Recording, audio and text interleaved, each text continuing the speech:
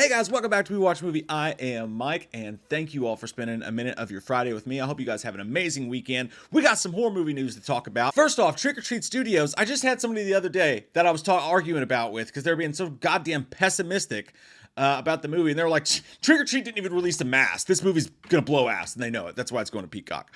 And like 5 minutes later, Trick or Treat Studios is like, hey, we made a mask. It's coming out on 9/15, September the 15th. Save the date, supplies are limited. That's kind of close, isn't it? And by the way, is it me, or is it the ones that you see in like Spirit Halloween, are they not as high quality as the ones you actually get ordered from Trick or Treat Studios? I'm not sure. All I know is that I saw a bunch at Spirit Halloween, and they look like someone glued piss and ash all over them. They look terrible. I look forward to seeing the differences between this one, the in sculpt from Trick or Treat Studios, and what was the Kills one. It's gonna be neat to see the intricacies because the masks aren't that different. Christopher Nelson did just enough to give us a new, cooler looking mask with some extra soot and shit going on it, but not to change it completely. So it's the next logical step in Michael's mask transgression. And since I know everybody's all about the Corey thing, I can't wait to read the comments. I wonder if it's going to be Corey's mask or Michael's mask. Personally, I think it might be the same fucking mask. I think Corey might show up because he gets a hold of Michael's mask and Michael comes looking for that shit. That's possible too. There may only still be one mask. I doubt people are mass producing that fucking thing in Haddonfield, but you never know. But anyways, yeah, that's the point. The whole collection, they say. It says Halloween Ends, Michael Myers mask and knife will be available to order 9/15. I wonder what the difference between the Kills and 2018 knife is going to be between this one. That's interesting. I wonder if we may find out if that one still shot where it looks like he has a Bowie knife or a ring on or whatever may actually be a Bowie knife. That would be pretty fucking telling. I don't know. We'll find out September the 15th. One more consumer update as it relates to the Halloween universe. This is a couple days old, but they released the extras that are going to be on the new 4Ks coming from Shout Factory. These three movies are Halloween 6, both the producers and the regular cut, H2O, and Resurrection. We did that story when it came out a little while back, but they released what's actually going to be on there. And so far from what I can tell on here, guys, the only new footage, or not footage, but the only new shit that you're going to get in there other than the 4K scans and transfers, which is the main reason why you're buying it anyway. But the only new shit you're really going to get, it looks like, is on Halloween 6. There is a new audio commentary with screenwriter Daniel Farrens and actress Marianne Hagen, moderated by filmmaker Michael Perez. That sort of chaps my ass because I really wanted to try to get Daniel Farrens to come on the show and watch Halloween 6 with us. Maybe we can still get him to do that. I don't know. We joked about doing it with Daniel Harris when he was on the show. That would be rad as shit too. But anyways, other than that, everything else is pretty much the same special features you had before until you get to Resurrection. Now, they went all out for fucking Resurrection, and thank God. Other than that, it's all the same stuff. So that's the new stuff that you're getting with those 4K scans of those three movies. On to the big ass Halloween news. We did a live stream the other day where David Gordon Green talked about how he's literally still tinkering with Halloween Ends even now. And a part of that interview, the rest of it came out in Empire Magazine, the actual physical copy that's on newsstands. And it wasn't long, it wasn't much extra to it, but there was a couple little tidbits in there. And David Gordon Green in that interview said the three movies that he watched before filming Halloween Ends, which may give you some insight, some introspect into what they're doing with the story here. One of them is Christine, John Carpenter's Christine, which we knew about. He's talked about that a lot. Another one was a movie called My Bodyguard. And then the other movie is called Butcher, Baker, Touchdown Maker. Butcher, Baker, Nightmare Maker. But My Bodyguard is a 1980 PG-rated movie that's a comedy family drama, and it says when a boy comes to a new school and gets harassed by a bully, he acquires the services of the school's most feared kid as a bodyguard. Make of that what you will. It's a family movie about bullying. Very upset to find out it was not The Bodyguard with Kevin Costner in it. Butcher Baker Nightmare Maker is from 1981, and this is actually a horror mystery thriller, and it says an orphaned teenager finds himself dominated by his aunt. Spicy. Who's hell-bent on keeping him with her at all costs. I kind of want to watch that, by the way. That sounds kind of fucked up. The alternate title for it, by the way, is Night Warning. But an orphan teenager finds himself dominated by his aunt who's hell-bent on keeping him with her at all costs.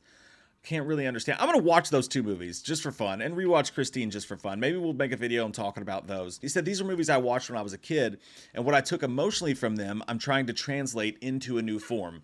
So if you want a little bit of extra insight on Halloween Ends, you could go watch those movies and see if you can garner anything from it. He said, there have been a lot of slasher movies since 1978, and I want this to be different from all of those. I want this to be something people don't get in ripoffs or reboots or even in my other Halloween films. So that just goes in line with everything else we've heard. The movie's going to be very different. It's going to be a departure. It's going to be its own thing. What I think is it's going to be a movie that's solid and interesting, but it's not going to be what people had in their heads they wanted the final battle between Michael and Laurie to be. For me, that's okay. We've seen the final battle between Michael and Laurie we saw in fucking H2O, you know, and we're still going to get the closure from that. I don't understand being upset with the movie being different when we've got fucking how many Halloween movies now? Like, we have so many of the same Halloween story. You want to see people do different shit and try different shit, especially since this is no longer canonical. It's not like whatever David Gordon Green does here, you're going to have to stick with for the next movie. This is the end of this storyline. So it's not going to hurt anything if they try some weird fuck shit. You know, either you like it or you don't, but they shot their shot. It doesn't change the course of Halloween forever. So why wouldn't we want them in this time to try something new? And that just goes into more what he's saying. I agree with him there. I think this is not the time to do a ripoff of the original Halloween or a reboot of the original Halloween. This is time to do your own fucking thing, man. Put your mark on it. Whether it's for good or bad, who knows? But you're the guy they picked, and let's see what happens. He also said if our second film, Halloween Kills, was a free-for-all, violent chaos, this is a more intimate and atmospheric conclusion. Goes right along with what we heard before, but I love that they keep using the word atmosphere. I would dig a really just creepy vibe, even if it's slower and there's not as many kills as we inch our way towards. I really don't understand why that trailer did this whole final battle, who will survive, you know, that whole thing. I'm like, dude, do a creep like what Wilson Cleveland did. Do a creepy atmospheric dripping trailer that doesn't show too much, that really sets the tone for the movie we're actually going to see. But again, maybe they're just misleading people on purpose. And also, the article says this now, not David Gordon Green, but if they put it in Empire, you feel like it's, you know, solid information. It says this one puts the focus back on Laurie, which, as you know, Halloween Kills, she wasn't in it. That was Michael's movie, you know? And it also says she supposedly moved on, but a new murder leads to one last clash with Michael. Is that a new murder by Corey? Is that the accidental murder that we hear may have happened? Who knows? But either way, something brings them back together. And as we saw in this shot here, they're gonna fuck. I'm just kidding. I hope not.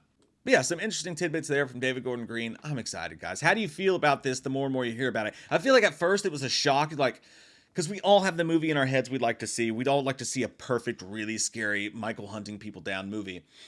Is that possible? I don't know. For Michael to really be scary now, since we've seen so much of him, we know his whole thing, I don't know. But we all had the movie in our heads. I think we thought we were going to get maybe what we wanted to see, or we didn't. But how do you feel now that it's settled in on you? We've had months for it to settle in on us. This is going to be a different movie. It's going to be very different, and it's going to be more auteurish in a way, it seems like. They're definitely going to play with stuff a little bit. So how do you feel now that that's settled in on you? Are you getting a little bit more used to it, or are you still like, what the fuck? Let me know. Comment down below. And that is, my friends, the Halloween news. And that also is our fucking show, my friends. Thank you all for spending all this time with me. Again, have an amazing Labor Day weekend. I hope you get drunk. I hope you barbecue. I hope you watch some fucking football. And I hope all of your dreams come true, like within the next 12 minutes. Let's see what happens, folks. Good vibes to you. I love your fucking faces. Thanks for everything, guys. What are you going to do on October 31st? What are you going to do on October 31st? Here comes that white-faced fucker, an asshole like no other. He's a big old piece of shit. Wants to stab your sister's tits cause he's a white-faced fucker. Loomis can't recover. Dr. Challenge drunk again, sleeping with your sister's friends. Do you want to know about the darkness? I said, goddamn. Goddamn, you faggot. I said, goddamn. A lot of people don't know the darkness that goes inside their hearts. I said, goddamn.